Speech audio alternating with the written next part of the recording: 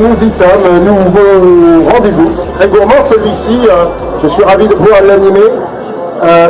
Au cœur effectivement du salon de l'agriculture, on va pouvoir parler d'animation culinaire et d'agritourisme. L'agritourisme, c'est vraiment voyager au cœur de nos territoires, c'est fondamental, c'est gourmand, c'est ce qui nous nourrit. Alors j'ai autour de moi des personnes privilégiées pour en parler, puisque j'ai Lydie Boussin et Cédric, son mari, ainsi qu'Annie Mito, des Tables et Auberges de France, mais je me tourne tout de suite vers Cédric, l'agritourisme, les animations culinaires. On est agriculteur, mais à chaque fois qu'on est dans son tracteur, c'est pour la rue, bien évidemment, c'est à ça qu'on pense, c'est aux animations culinaires. On est agriculteur, mais on pense aux autres, c'est produire différemment, c'est produire pour les autres, c'est ça un agriculteur quand même à la base. Ouais, moi j'aime à dire aux gens et à tous les consommateurs, souvenez-vous, tous les jours il y a un agriculteur dans votre assiette. Et alors ça peut être un agriculteur qui fasse comme moi, de la grande culture, blé, orge, colza, maïs, poivre, ça ne va pas se retrouver forcément en l'état, mais en produits plus transformés. Et puis après, il y a aussi des agriculteurs qui font plus des produits en circuit court. Et donc on se retrouve dans toutes les assiettes de tous les repas, de tous les gens, à tout moment, quoi. Alors, et on ne croit pas si bien dire, parce qu'on a beau être en grande culture, mais il paraît que chaque vendredi après le 15 août, ça fleure bon déjà dans nos champs. Nos paysages de France ont un peu changé, parce que la moisson est passée par là. Alors il faut un peu nous raconter ce qu'est une fête des moissons à Gris-de-Main, parce que c'est ça quand même, je dirais, des animations culinaires. Oui, exactement. Alors nous, ça nous tient à cœur de communiquer sur les façons dont on travaille dans nos champs et dans notre élevage. Et donc, l'année dernière, pour la première fois, grâce à Gris-de-Main, on a fait une fête des moissons. Et là, on a invité toutes les personnes de notre village. Alors nous, c'est un tout petit village, 200 habitants. Donc on a invité les personnes à venir sur notre ferme, donc, pour pouvoir découvrir notre matériel avec lequel on travaille, donc les tracteurs d'Ernutri équipés avec une barre de guidage GPS, la moissonneuse, le semoir, il y avait également un pulvérisateur, il y avait aussi un épandeur de fientes, et puis on a pu comme ça échanger avec eux donc, sur différentes pratiques agricoles, différents modes de production. Moi je suis en mode de production conventionnel, c'est-à-dire que j'utilise de la chimie. Ma femme elle est en mode de production agriculture biologique. Donc voilà, on a pu échanger là-dessus. Et puis après on leur a proposé un repas, donc composé par nos soins, alors des produits simples. C'était omelette, salade tomate, crêpes en dessert, accompagné de sucre et de confiture. Tout simplement, voilà. Et les gens sont régalés, on a eu 110 personnes à table. Et on a passé un super moment, c'était convivial, un souhait, génial. J'espère que vous avez pris note, parce qu'il va falloir qu'on modifie nos pages du Larousse, parce que tu as donné une juste et bien belle définition du code de l'agritourisme. C'est ça qu'on aime, c'est-à-dire c'est s'immerger finalement dans la vie des gens de tous les jours, qui font effectivement un excellent métier. Ce métier nous nourrit, mais je l'évoquais, en fait il nous divertit, nos paysages de France, ils sont quand même modélisés par notre agriculture, il ne faut quand même pas l'oublier.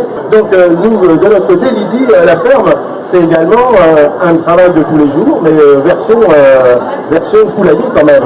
Je te laisse nous raconter une belle journée à la ferme avec toi. Donc, bonjour à tous. Donc, moi j'ai une exploitation avec 6000 poules pondeuses plein air bio et 40 hectares de céréales avec un petit outil de diversification. Je cultive à peu près 600 à 800 mètres carrés de safran. Et donc ma vie au quotidien elle est plutôt simple et plutôt plaisante puisque en 2 minutes j'arrive au poulailler pour pouvoir m'occuper de mes animaux. Donc dans un premier temps j'ai un tour d'élevage assez conséquent pour voir si tout le monde va bien, si tout le monde a mangé correctement.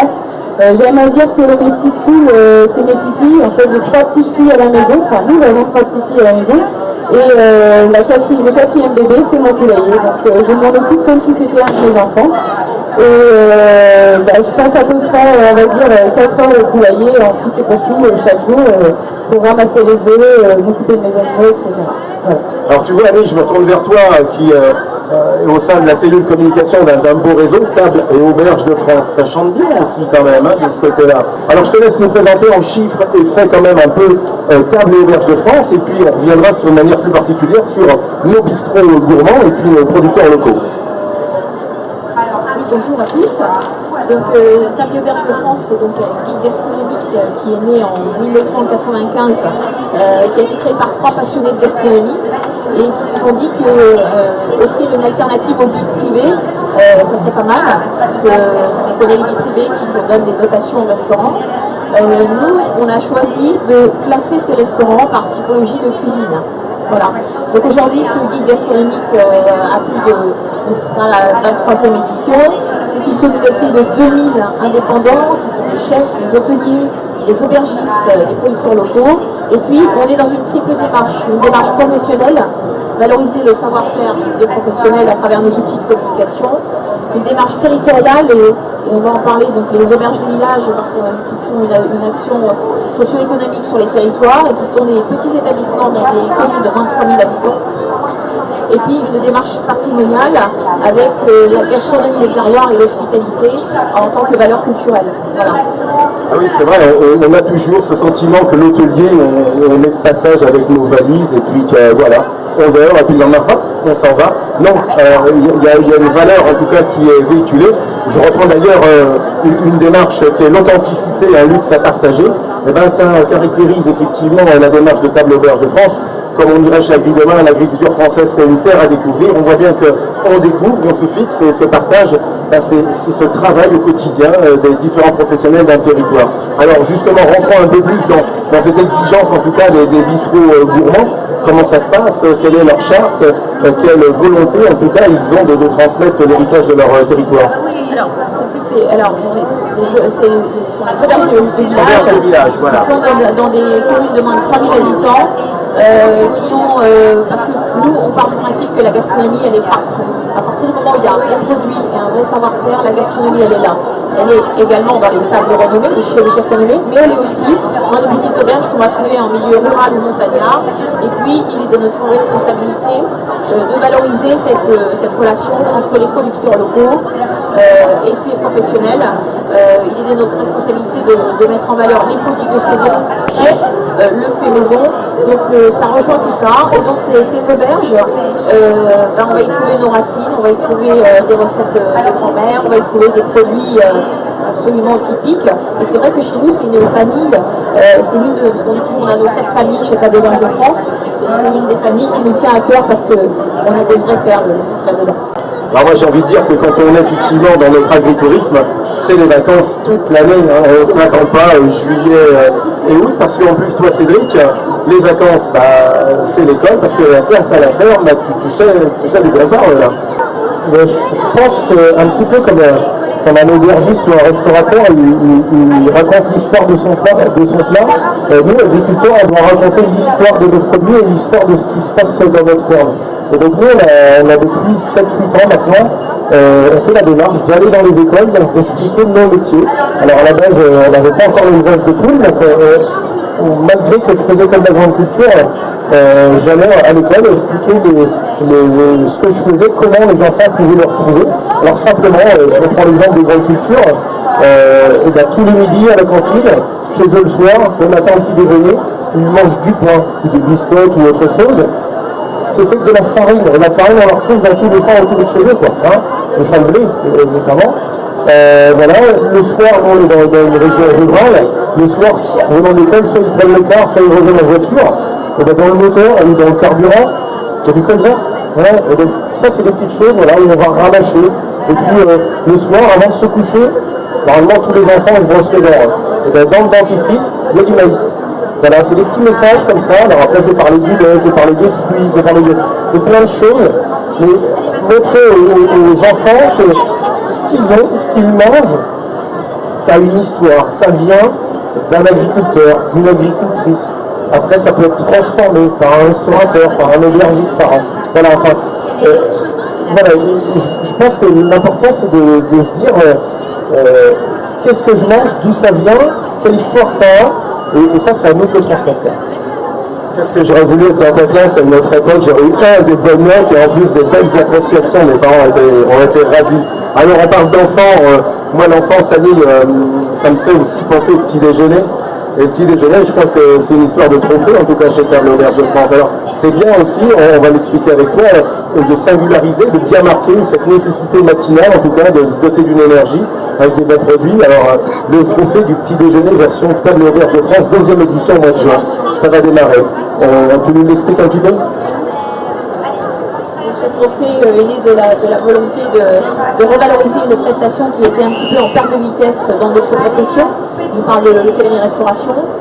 En perte de vitesse auprès de la clientèle, en perte de vitesse auprès des médias. Donc on s'est dit qu'il fallait faire quelque chose. Et puis le petit déjeuner, c'est un moment gastronomique à part entière. Donc on a du salé, du sucré, des produits locaux. On préfère avoir un bon fromage fermier que fromage emballé dans du plastique, voilà. Et donc on s'est dit qu'il fallait faire quelque chose. On a lancé ce premier concours ouvert aux professionnels et aussi aux amateurs, proposer le meilleur petit déjeuner de France. Et on est arrivé à des résultats tout à fait étonnants. On a eu une première finale en 2017 à l'école Ferrandi à Paris sous la présidence de Nicolas Salle, le chef de Ritz, avec un jury constitué de personnalités de la gastronomie. La deuxième édition est en cours, elle sera présidée par Christian Lesquer, cette fois chef du Georges V. Et puis on a eu des belles surprises, Eric, notamment en 2017, on a eu l'hôtel Le Collectionneur qui était lauréat, et en deuxième, une auberge du Limousin, Ventilly-Lac, qui est auberge du village justement chez nous, et qui a présenté un buffet campagnard digne de ce nom, qui est arrivé avec des grandes boules de pain qui faisaient 4 kilos, qu'ils ont tranché comme ça devant le jury.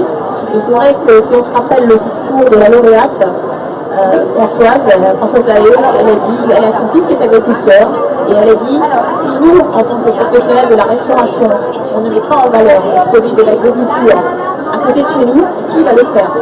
Et ça a été vraiment, je pense que ça a été une phrase clé moi, qui m'est restée. Voilà. Donc deuxième édition en cours avec un dépôt de dossier jusqu'au 30 avril encore possible. Alors avant de finir ce premier moment, et on va continuer notre aventure, en tout cas agri-touristique et animation culinaire, on va nous rejoindre un homme qui sait de quoi il parle, j'ai nommé Gérard Beau.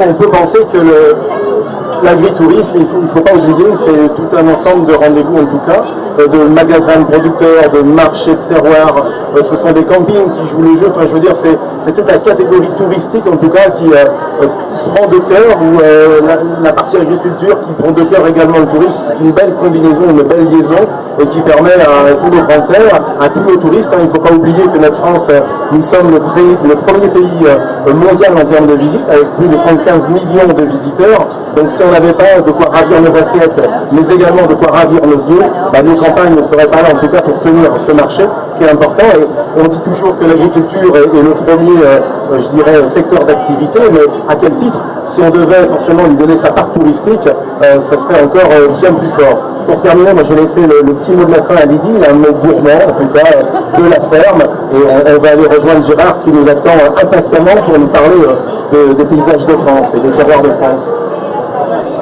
Et juste pour finir, essayer de cuisiner le plus possible des produits locaux, des produits qualité, et puis de saison, je pense que c'est l'incontournable. Voilà. Eh bien, bon appétit, on se retrouve dans quelques minutes au jardin d'Albi demain. A tout de suite.